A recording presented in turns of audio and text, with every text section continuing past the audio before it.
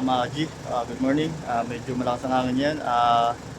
Narito na tayo sa sasakyan. Namimili tayo ng bigas.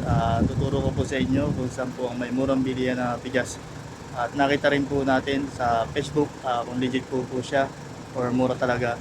Siyempre, huwag niyo kalimutan mag-subscribe sa aking YouTube channel. Ito po, Jerry TV 25. Ayan po ang aking YouTube channel. Pati ang aking Facebook account, Jerry Lagatic Diaz. Siyempre, dyan po sa comment section po, lalagay ko na lang po ang link para mapindot nyo na lang po. Maraming salamat po para makabili tayo ng murang bigas. Ang benta po. Ito ba dala nyo? Oo po. Ilan po? Ang karya? Pwede pa wala? Ay, namin pinakasagad. Hindi kami order ng marami. Tama lang. Ayan po, nakapunta na po tayo sa Intercity. Legit po talaga siya, mura po talaga. Ano po ang full video po para makita nyo po kung saan lugar ang binilan natin at maano nyo po ang mga presyo. Talagang napakamura po.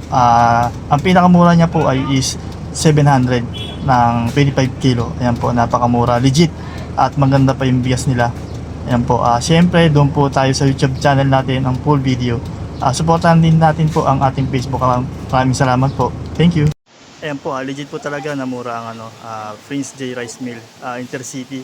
Ayun lang po, sa gate 1 lang po yan. Pagpasok nyo, makikita nyo po yan, dire-diretso lang po kayo.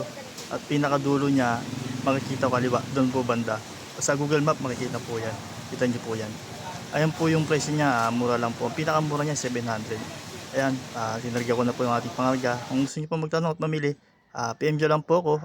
Legit po na mura at magandang tinda nyo po dyan. Syempre, huwag niyong kalimutan mag-subscribe sa aking YouTube channel, Jerry TV 25, pati sa aking Facebook, Jerry Lagatic Diaz. Maraming salamat po. Hanggang sa muli. Kita-kits po tayo. Babu.